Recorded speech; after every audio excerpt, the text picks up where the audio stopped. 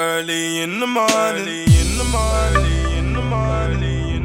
Welcome back to the channel, guys. You already know who it. Oh shit! Already know who it is. It's your boy Cam, back again with another video.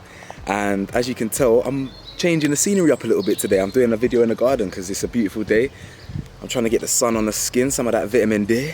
But again, just a special thank you from me to you guys just for the last couple videos that I've uploaded the last few days. I know they're quite intense, I know they're quite deep, I know they're quite raw, they're quite real. Actually, they're very real, they are real.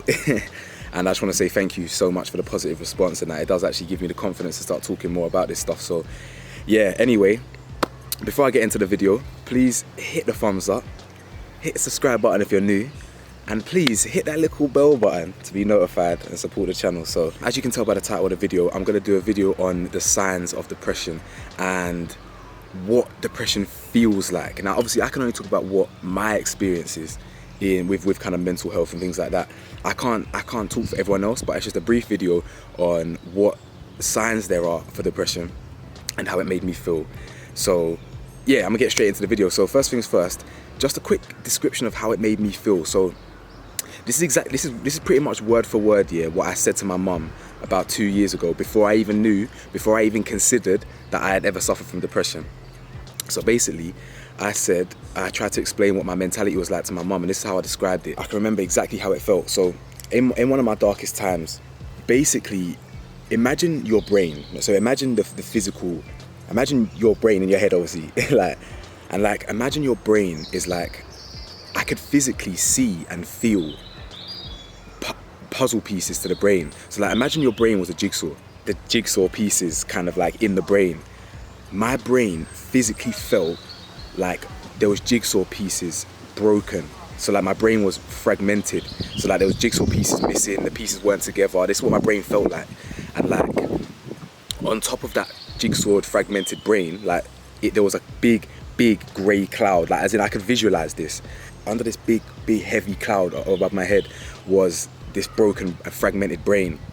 And like I never felt whole, I never felt complete, I never felt happy. It always felt like something was weighing on me. And this leads me on to the signs of depression.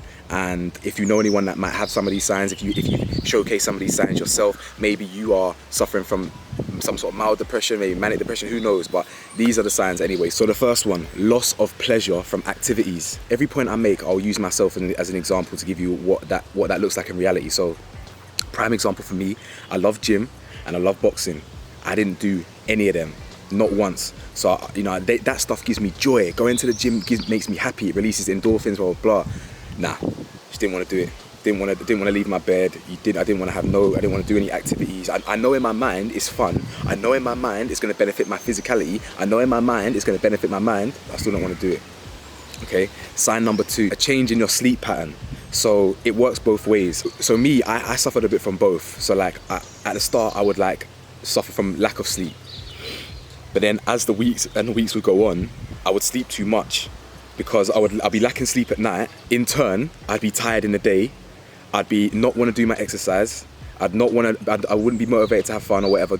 So what I'd do is I'd sleep. So you're then sleeping too much in the day, and it kind of breaks up your rhythm. Does that make sense? But it can work both ways. It can work like insomnia and like, is it hypersomnia? Or what's the one where you stay awake? Either way, yeah, one of those ones. Sign number 3, change in your appetite. Again, for me, I binge eat. So some people don't get hungry when they're depressed and they just don't want to eat. So others, like me, they eat too much. So as I said in one of those videos, I binge ate thousands of calories in one sitting, no problem. But the irony is that would then make me more depressed because I wouldn't be happy that I've just piled on all that weight. I wouldn't be happy that I've just haven't taken in good nutrients. Like, man would be angry, you get me? So that would only exacerbate the problem. So like the irony is you'd be getting a little bit of comfort from that food, but then as soon as you finish eating it, you're sad again. Another sign would be hygiene. Me personally, my hygiene suffered. I won't lie. You don't want to shower. You know, you might let your nails grow out or something. Like you won't do your face. I weren't really maintaining my hair.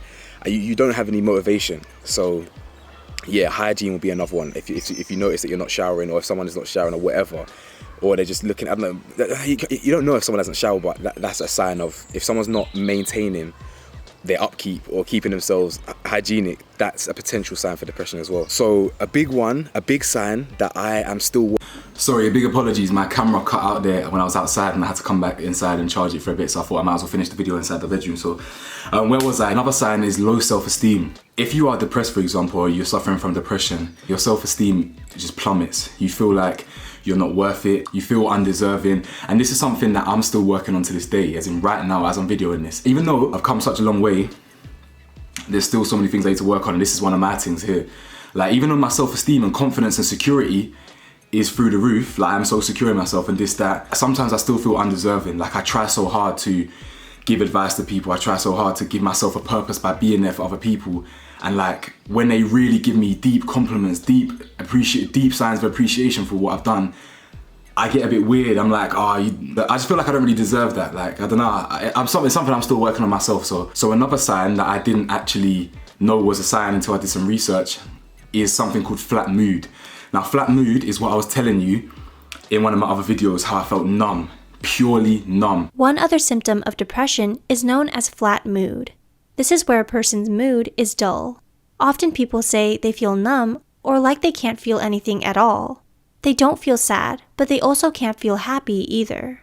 If this feeling is something you've experienced, you might want to seek help, as you may be suffering from depression. And the final sign of depression is you're more irritable than usual. So, for example, I had anger problems and stuff anyway going on, so that was kind of exacerbated that. But if you find yourself being a bit more irritable towards people, your patience is getting low, you're getting a bit antsy and a bit just anti around people, like, that also could be a sign as well. So this is just a quick video today just on some of the signs that I know are signs of depression, but also kind of how they apply to my journey as well, just because it might be a bit more relatable for you guys in the audience. So anyway, don't worry, it's not going to all be about depression and sad talks. Obviously, it's Mental Health Awareness Week, and it's hugely important that we continue to spread awareness, especially to everyone, but especially to men, especially coming from a man.